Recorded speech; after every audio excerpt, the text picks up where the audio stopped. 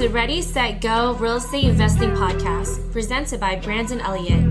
This show will be going over all aspects of real estate investing and is intended to educate, motivate, and prepare you to take action on your first or next real estate investment. For more information, please visit BrandonElliottInvestments.com. Thank you for listening and enjoy. Welcome back, everyone, to Ready, Set, Go Real Estate Investing Podcast. I am your host, Mr. Brandon Elliott. I'm excited to be with you guys today. We got Dan in the house, not physically in the house, but we are doing this virtual. Originally from Boston, but lives in South Carolina. Started investing in real estate 2005, done a bunch of fix and flips, and has a team of real estate agents focusing the last year and a half on more rev management for short-term rentals, and has about 150 units under management nationwide and even out of the country, which is pretty cool. So excited to have you here today, Dan. How's everything going, man? Appreciate you, Brandon. Excited to be here. And man, you got my mind going. You said sharing is caring. Yeah. Do you know how many times I have a 4-year-old daughter? How many times a day she's like, Daddy, can I have a piece of your protein bar? Sharing is caring. So come on. It resonates a lot. Yeah. Let's go. Brother, anybody that doesn't know who you are, where you're from, your background in real estate and in life, do you mind just sharing a little bit about who you are and your background for the listeners? 100%. Yeah. Dan Rivers, originally from Brockton, Mass, south of Boston. Got the accent. I love it. Just a little bit. Come out. Yeah. It'll come out depending on how passionate I get. Yeah. But I like to tell everybody, I'm a dad and husband first. I mean, I'm all about living my life by design and having that life that I enjoy, my time freedom, and more importantly, my headspace freedom. That's kind of my philosophy. So everything I do in life, is it bettering myself? Is it, Dan Martell said, if it's not a hell yeah, it's a no. And I've been really trying to live that lifestyle lately. So a little bit about who I am. Yeah, I love it. Who I am. But yeah, I've been in real estate since 2005 down in Tampa, Florida. Used to manage high-rise condominiums on the beach. Went back up to Boston, did that for about 12 years. Moved to Charleston in 2018 with my now wife, at that point girlfriend. And I built a life down here and got my real estate license, started selling, started investing, started flipping. I did everything just like everybody did. And 2019 to 23, everybody's like, oh, look at this. I'm going to try this now. I'm going to try this now. And everybody's making money, right? It's all gravy. It's amazing. I did fine-tune my skills. I'm not going to lie to that, but obviously I got lucky with some of the market on some of the risk I took. But hey, that's all part of investing, right? Timing matters. But yeah, so I got it. So about 18 months ago, the word of the year, this year's focus. And I was starting to say, hey, I'm doing too many things and I'm doing a lot of them pretty good.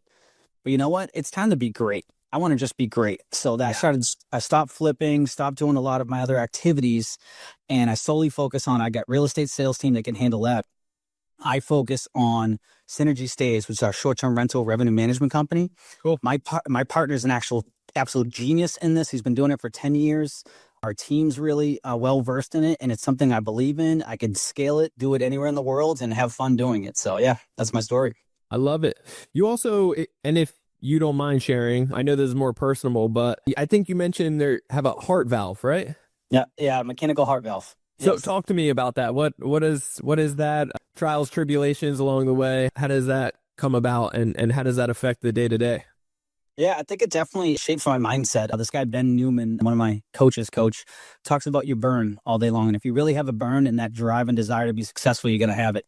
So it got me really thinking, what is that burn? And in 1996, when I was 16, I sprained my ankle playing football. They picked up a murmur. Within a few months, I had my first open heart surgery. Wow. And then 16 years old. Yep. And created a lot of emotions. Let me just say, I went to dark places, had a really fun, it took me years to find myself after that. Come on.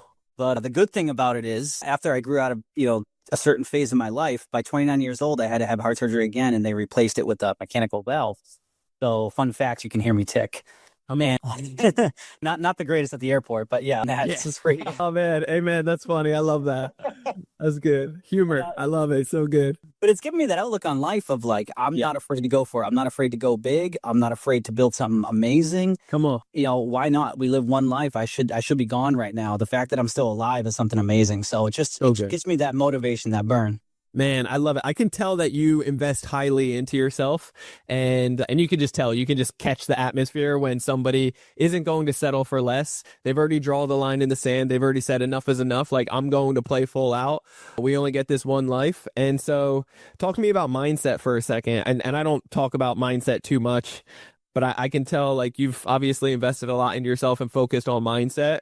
And I think there's a lot of people out there that they get, majority of the world, they really get held back from the stinking thinking mindset and fear that consumes them versus them playing full out. Yeah, I mean, I love talking mindset, so we can go all day long on these things. But I think you mentioned the word fear. Everybody has a fear. They have a fear of failure, fear of success, or fear of basically what other people think of them, which is probably the biggest fear right now. And I have that fear. But I tell my daughter, one of her affirmations are, I'm brave even when I'm scared, and I do hard things to help me grow. Yeah. And like, it's funny, like, this is what I'm teaching my 4-year-old, but I have to remind myself that as well. Like, do the hard things, be a little afraid of stuff, because you know what? On the other side of that, when you accomplish it, and most likely if you're like me, you're going to fail a ton. But once you get through all those failures and you accomplish something, it is the best feeling when I know I built something, or I did this because I overcame a mindset that was telling me not to do it, and friends or family that told me I can't do something. Yeah. And then I overcome and do it. I think what I tell anybody that asks me about success is just go for it. And sure, what is the saying? Like, successful people are just failures that just tried one more time. I mean, yeah, it really is the truth. Yeah. Most of my friends, they failed 30 plus times before they finally hit it. And then everybody thinks it's an overnight success, but they didn't see all the face in the mud, the years before, which I love.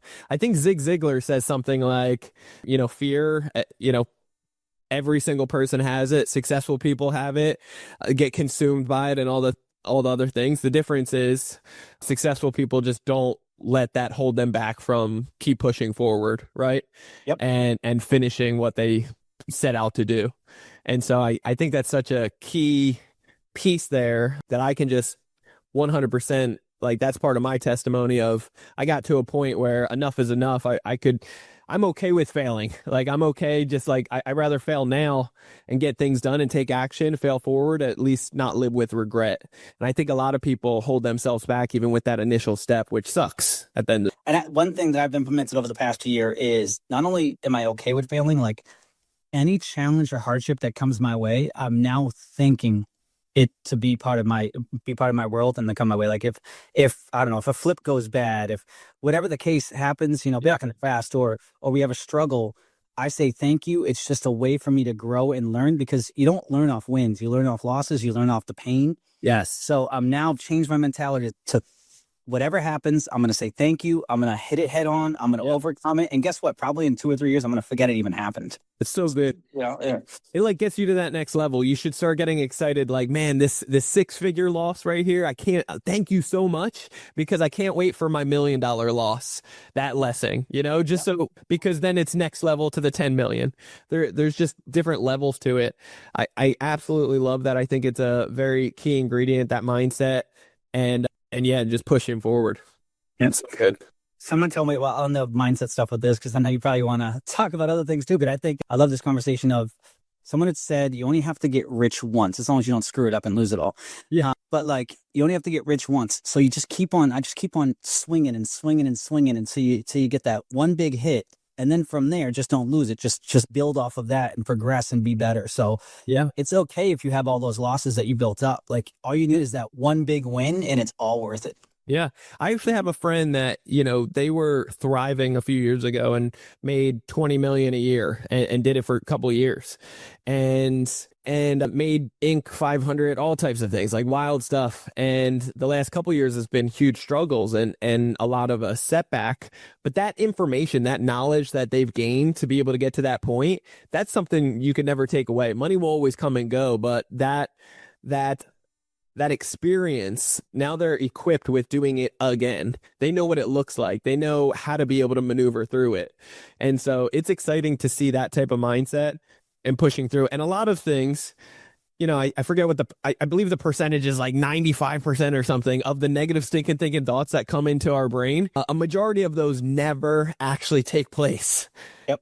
And if it did, worst case scenario, how bad could it really be? We're all designed to actually solve problems. So when those problems come up, like, let's just get down to solving problems and identify it. How do we overcome it? So I absolutely love it, man. I think it's very critical and crucial for anybody to succeed is really pushing through that mindset.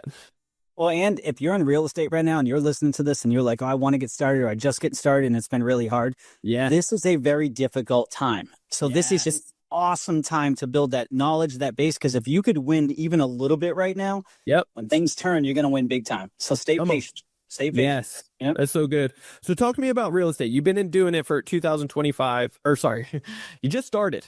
Just kidding. Last year. Yeah. No, so you've been doing it since '05. How was the correction or AKA the crash for you? It's funny. I was on a different side of things when that crash hit. So we were managing condominiums. So I saw it on some HOAs would have to foreclose or being part of the foreclosure for these properties. But yeah, I didn't feel it like an investor I am right now. I didn't feel it like a lot of investors, but I have a lot of friends who've been investing for about 20 years and they said it was just, it was a shift. People got hurt. There were people who were worth $10 million that went down to zero, almost overnight. So, but the same thing you've already kind of mentioned on that was if you had that mindset, you willing to go for it again, those people got right back up on top 2012, 13, when things started to turn around. They were there with it because of the knowledge they were able to pull from back then. That's so good. Talk to me about the separation between the businesses. Are you doing any flips right now, or is it basically split between two, the agent side of things, selling real estate, as well as the rev management piece of it? Are those the two bread and butter, or are you doing some flips on the side as well? Yeah, we're closing out some of our flips. We made the conscious decision last year would be like, we're done with flipping, so we just got to get a few off the books. Okay. We have a commercial build we're doing right now. We're going to get that off the books. Cool. And at least temporarily, as I mentioned, money's one thing, but I really get excited when we're great at something versus just kind of moving through the day-to-day and making more mistakes because you're trying to do too many things. Yep. So I'm just hyper-focused on synergies days of revenue management. I saw this opening about a couple years ago. We were one of the leading companies in the industry to start doing this. Yep. Where short-term rental business is changing. It used to be you hire a property management, a one-stop shop. 2020 to 2023, you could make money in your sleep with short-term rentals. Now, just like anything else, whether it's flipping or buying rentals, it's not easy anymore. So now you have to be great at it in order to succeed. So I see the industry changing, and I started about a couple of years ago, me and my partners, and we were seeing it being like, if you need to be great at the guest experience, you need to be great at the revenue management, and you need to be great at marketing these higher end properties. Marketing. Yeah. Yep. And if you're just a one-stop shop property manager, most likely they're probably great at guest experience because that's what most of them are. Yep. But they're not great at the revenue management. They might be good at it, or they might great at marketing, might be good at it. So we said, you know what? We think this is going to start to compartmentalize, break down, and people are going to hire experts in each specific niche. Yep. So let's double down in what we're great at, which is the revenue management. Let's help people maximize their revenue potential. So that's all we're focused on right now. We don't do anything on the guest experience. We actually don't even touch marketing. We work with people on both sides that are experts in their lanes. Wow. And we stay in our lane. That's so good. I love that. I totally believe in staying focused in one thing. And obviously that's one of your key words for the year too, which is also like lock in with what you're great at. And you can bring a dream team together and just over communicate, full transparency to be able to pull off the incredible experience that you guys have. So talk to me about the team size. What does that look like? So right now there's 7 of us. Got a couple people on the client solutions side with my team. We got some onboarding specialists that help out with marketing and onboarding on that side of things. And then we have a revenue management team that's handling the revenue management side for our clients. Cool. I love it. And then to be able to build up 150 units now at this point, managing for others, how did you market for that? How did you get into that space? So it took a while. It took some time. Obviously, you got to build trust. Yep. The funny part about our business model is not only is it trust building, which is all sales 101, but it's also educating people on what exactly revenue management is and why we're different than the one-stop shop. They're like, oh, my manager already handles revenue, or I've already have, Price Labs. So I have a pricing tool that's handling my revenue management.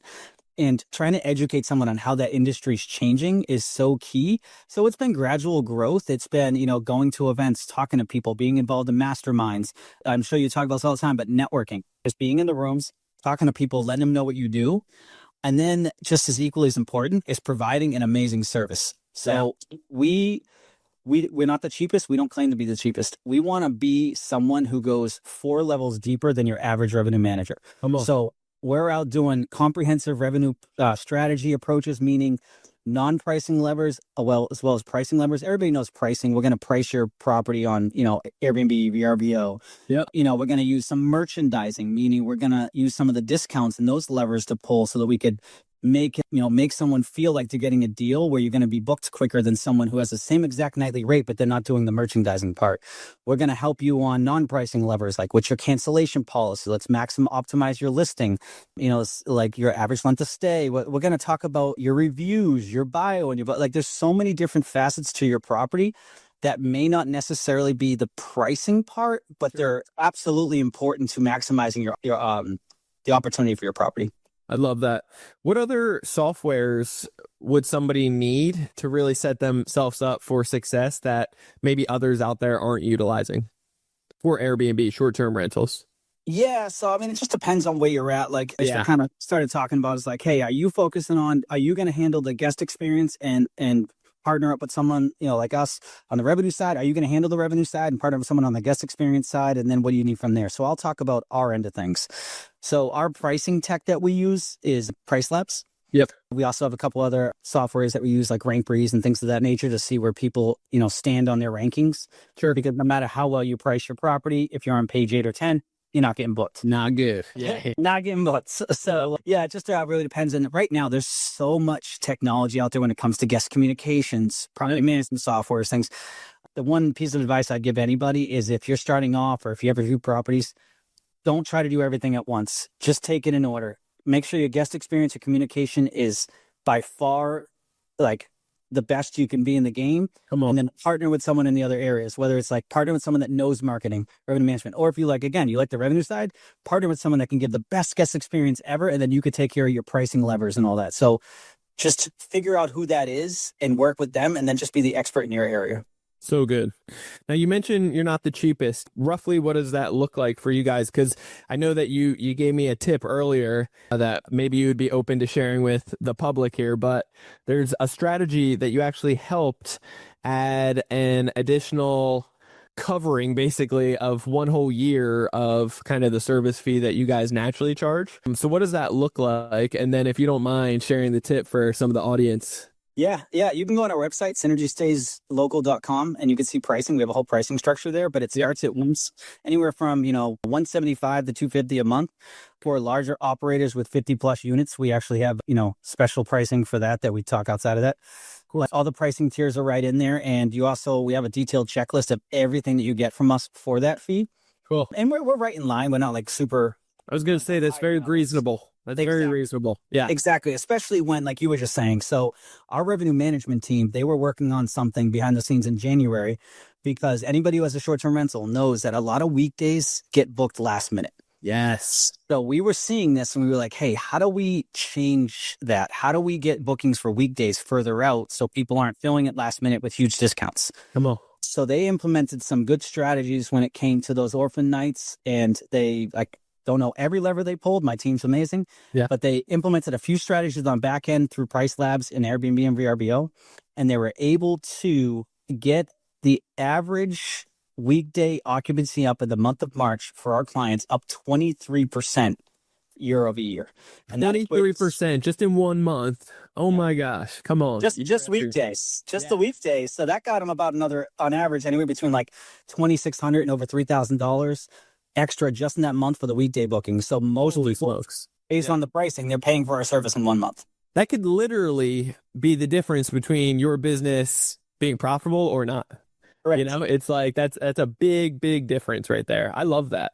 Yeah. I have one person. I got to brag real quick on this. I love it. I love getting the text.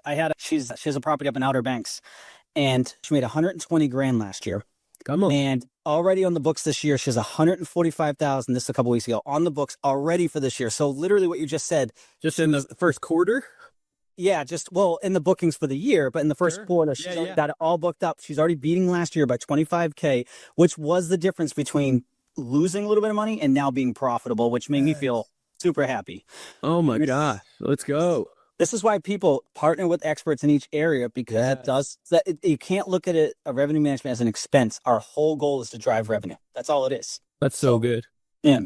Dan, talk to me, because I've had a bunch of Airbnbs in the past, and I've tried out several different companies. We ran it ourselves back in the day when it was easier to run. And then we started noticing that we weren't keeping up with it. The software was changing online, and we had to keep up with that to make sure that our listing was being seen and other things.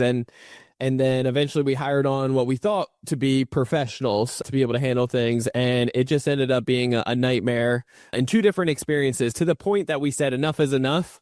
We're just going to switch and do long term. Yep. And some of the properties, there's actually, even a loss on that, which that doesn't feel good, but it feels better than taking a loss every single month for several months in a row and dealing with headaches of company. So talk to me about maybe some tips and tricks that you guys have used to get your exposure. And also, I'm sure you've heard that broken record sob story from others in the past. How do you guys actually separate yourself from others and stand out to actually not just do what you say, but as a true expert, handle your business in that department? Yep. So I think one of the biggest things is, I started off saying this, there are companies that do pricing, and then there are revenue managers. And then what we like to say, we're comprehensive revenue managers. So we have even that next layer. Yeah. So it's kind of like you're not a one-trick pony that does everything, right? You're like, you do one focus on it, and then you've partnered up with, other experts in the space to do basically the dream team together. Correct. So when you're bringing someone like us, and you should ask questions like this, like, we have any one of our clients on a quarterly basis can talk to the revenue manager that's dealing at their account, and that revenue manager is going to tell you what the strategy is, what we're A/B testing, and give you an idea for the next 3 months. Here's the strategy, and here's what we're going towards. We do a lot of A/B testing on things, and what I mean by that is, we'll take properties in a market, we'll have one strategy on one strategy on another. We're going to test it over a couple of weeks. We're going to see which one's working. And then once we figure out what works best, we double down and lean into that area. We are making sure you're optimized, not just optimize your listing by changing a picture order and a title. We're going to check, did it create more clicks? Did those clicks become more bookings? You guys are looking at the KPIs. You're looking at the whole thing, data-driven decisions. Data-driven decisions, jumping in there. I mean, revenue management's an art and a science. The pricing tech software is all the science. You need to be an artist in this game. And again, that's why we charge a little bit more, because guess what? We have a revenue manager that has daily, weekly, and monthly cash flow rhythms that they're constantly doing in order to have eyes on your property and bring it to its maximum revenue. One of the things is, every Monday morning, we look at all the bookings over the weekend. Where did we hit on? Where did we miss on? What could we have done better? And then we make adjustments based on that, or we double down again on the strategy that's working. Constantly looking at the data and making adjustments, because anybody knows the short-term rental world, it's been changing a lot. Yeah, it's going to continue to change. And if you're not adapting constantly, that's why probably you had the struggles is, sometimes people just implement a strategy and let it just sit because that's easier and more cost effective, but it's not what's best. No. So that's why we refuse to do that. We want to continually be looking and adjusting and making adaptations and making sure that we're truly doing what's best for our clients, and including, we're going to Airbnb released in October. Here's a nugget for listeners. Yeah. I think it was October, something about the cancellation policy. Yep. Well, anybody who kept a strict cancellation policy, that is going to affect your algorithm. I'm not saying you have to go to the loosest cancellation policy, but maybe go one step lower, and it's actually going to get you more exposure. Wow. Little things like that. Like, it used to be Superhost was what you wanted. Yeah. Now you want to be guest favorite. Guest favorite is actually helping out with the algorithm more than we're seeing Superhost, because everybody in their, sister-in-law is a Superhost. Yeah. So nothing too crazy. Yeah. Exactly. And your pictures for your property and your pictures, have 30 to 50 pictures. We're seeing that that's tracking to help the algorithm better than you might have 28 pictures. We have a few clients that come in like 25, 28. Don't force it. But if you can get to that 30 to 50, get some action photos, like really go above and beyond, that's going to help your algorithm. So it's like these your length of stay. A lot of people want a minimum length of stay of like 3 or 4 nights. I'll give you this example. We have a client out in Texas. 4-night minimum length of stay. We told him, bring it down to 2 nights. And he was freaking out. He's like, I don't want 2-night bookings. We're like, trust us. Yeah. And then we started using length of stay discounts. We grew his average length of stay by about a day, and he made an additional $22,000 in his 4 properties in the last quarter of last year. So like, and he came back to us. He goes, all right, I give it to you. I thought lowering my length of stay was going to hurt. Surrender. Yeah. But so it's just constantly testing these strategies. And we did that by testing it. You know, what is the better strategy? We were able to get more eyes on the listing by having the lower length of stay, but the length of stay discounts got us the longer length of stays. So good. It's constantly doing those types of strategies. Yep. Dan, talk to me with the economy and people, you know, maybe hurting out there financially, not everybody, but, you know, nationwide and maybe not traveling as much. Do you feel like there's any pushback from that, or are you guys up to the challenge and just you guys are adapting and staying up to speed on these different levers of marketing and just, you know, getting it out there to the right people? Yeah, at the end of the day, I like telling all of our clients, all right, listen, you have one property and you have 365 nights to book. Let's say you're going to book 300 nights. Let's just keep it easy, nice and simple. Your average length of stay is 3 nights, realistic. Yep. You need 100 people to book your short-term rental in a year. You don't need thousands. You don't need 10,000. You don't need a million. Yep. You need 100 people. So stand out to those 100 people that you want. We just need to market and make sure we know your avatar. We're marketing to your avatar on these OTAs when it comes to description, when it comes to amenities, when it comes to picture order. You really want to be targeting the avatar you're going after, you know, whether it's a family, whether it's Star Wars theme, you want Star Wars, you know, it's going out there, whatever it is. Yeah.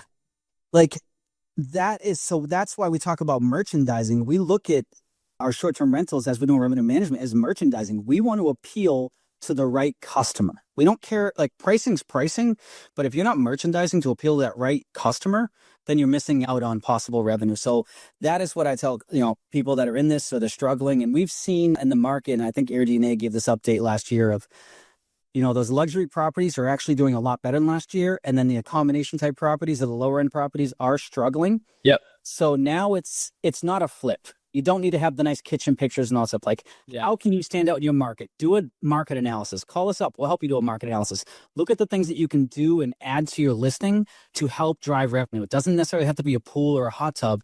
It could be the smallest thing that a couple little tweaks, and all of a sudden you're additional 5, 10, 15 grand a year on your property. So good. I love that. Any other struggles that you've experienced over the years with real estate or short-term rentals that could potentially help the listeners avoid? Yeah, I've struggled. I've had some big wins on flips. Not afraid to say this. I've made $1 million on one flip, and then I've also lost $50K. I'm about to lose 50 or 60K on one flip right now that I just can't get off the books. Yeah. So Part of the game. Yeah, I think I can. The best advice I can give you is what I did is my biggest mistake. I got shiny object syndrome, and I try to do everything like we started talking about. Yep. Pick a lane and just go all in that lane. I think that's good. I wish I just did that earlier because I'd be so great in that one lane. I'd still make mistakes, but way less because I'm focused on one thing. That's so good, man. I love that. I've been talking to more people recently that are just beginning to feel that entrepreneur bug, and you could tell they're a hardcore visionary. They got all these ideas, all these different things that they want to do. Excellent. Like that. I love that. I love that spirit. I think laser beam focused, the individual that chases 3 rabbits typically catches none, or it's a hell of a mess, you know, trying to catch them. And so you could be so much more direct. And, you know, somebody told me the other day, like, you know, I'll do this, and, you know, because why not? And it's like, well, because you're going to, you know, have no sanity afterwards. And maybe you could just make a boatload focusing on this one thing. You know, and so I think there's a lot of clarity and peace, and maybe you got to go through the ringer like you did and like I have in the past by trying all these things. But ideally, the listeners can learn from our mistakes and not have to repeat that craziness again by just staying laser beam focused on the one thing and give it enough time, give it enough space, and go all in with excellence to see what it can actually do for you, your family, your finances, and your future. Yeah, and the crazy thing is, and I'm sure people like me, like before I had 1,000 things to do a day, so I felt productive and I was busy. Now I probably have 3 or 4 things to do a day, but they're way higher level. Like it's talk to an affiliate that we're going to be doing business together with versus dealing with a bunch of fires that I'm probably creating as an owner, dealing with all those fires. So I think that's huge is It's funny. It's like, it's hard at first when you don't have as many items on your plate. You feel unproductive, or at least I did. I'll speak for myself. Sure. However, every time something lands, it moves me 5 or 10 steps ahead versus a half a step. Yeah. Completely different, right? Less chaos. Yeah. Less chaos. Yep. That's so good. Dan, how can the listeners get a hold of you? Yep. You could go to our website. It's synergystayslocal.com. Again, that's synergystayslocal.com. If you want us to take a look at your property, we could run a revenue analysis. If you're looking to buy a property, we could take a look at a market for you. However we can add value to you, we're happy to do so. And then, brother, you just gave a good amount of time to me and the listeners. Anything that we could do to be able to give back to you? Just send people my way. You know, we're looking to grow our business right now. We have a really good foundation. As I told you, we have seven employees on 150 units. So, I mean, we built a good foundation to give a high level of service as we grow versus grow too quick and that service level drops. So we're ready to grow. Come on. I love it. Guys, you hear that? If you have any real estate properties, if you're looking to do more short-term rentals, if you want to hire on the best of the best and be able to eliminate all the stress and the headaches and winging it like a majority of people are doing out there, trust me when I tell you this, you're going to want to reach out to Dan and his team to be able to at least have a conversation and get a breakdown of what the options could be for you and see if it's a good fit. And so I highly encourage, reach out to Dan. He's a wealth of knowledge, been in the game for a long time, here to bless you. And if you guys want to get a hold of me, you can always do so on Instagram. It's Brandon Elliott Investments, or our business page, Credit Counsel Elite on Instagram. DM me there. Happy to communicate and connect with you guys. If you're looking for funding, what we do at Credit Counsel Elite is help you get up to $500,000 with interest rates as low as 0%. All right. How to be able to repeat that every 6 months per person, getting up to 90% approval odds, the highest limits possible, and the best terms and conditions, any type of financial products that these banks offer. But of course, 0% interest, you know, it's going to be in the form of credit card. So if you are interested in that, reach out to us. We would be honored to help you guys out. Simply go to creditcounselelite.com. That's creditcounselelite.com. And you can book a call with myself or somebody on our team. Okay. Love you guys all so much. Make sure that you hit that subscribe button to Ready, Set, Go Real Estate Investing Podcast so you get the newest notification every single Monday. Leave that 5-star review after listening to a few. Love all you guys and appreciate you for leaving those reviews. Share this out. Sharing is caring, and we'll catch you next time. Thanks, Dan. Appreciate you. Thanks. Cool. Awesome, man. I appreciate you. Thank you. Anything I can do for you? Do you guys have a podcast? I just did, you know, it's funny. I did, and I kind of put it by the back burner so I could do all this stuff I used to do Compound Mindset, talk about mindset. Yeah, I love it. Always talking about mindset. But no, I mean, but anything I can do to promote you. I know you got obviously you got the credit card game there you got going. It's a good one. I could throw it away. Yeah, if you have any communities or affiliates or people that we could get in front of to help promote and show people, that's how we got started. We invest in real estate, doing the BRRRR strategy all through credit cards. So nice. And out here in San Diego where it's all $1 million plus, so it gets fun. I'm gonna be out your area. Actually, I got a mastermind. I'm out there, Oceanside in June, early June. Oceanside, I'm in Carlsbad. It's like 5-10 minutes away. Jeez, you're right out in the corner. Yeah, come on. Yep. You ever hear of Legacy Family? Legacy Family? No.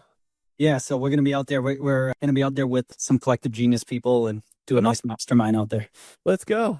Yeah. Awesome, man. Well, when you're in the area, hit me up. Would love to connect. And if there's anything that I can do for you, let me know as well. But again, I greatly appreciate you jumping on today. It was a fire episode. 100%. Yeah. You know anybody with short-term rentals you can connect me with? I appreciate you. All right, man. God bless. All right. See you. Thanks, man. Later. Bye. This has been another episode of Ready, Set, Go Real Estate Investing Podcast, brought to you by Brandon Elliott. For more information, please visit BrandonElliottInvestments.com. Also, please don't forget to like, share, and leave a comment below. Thanks again for joining.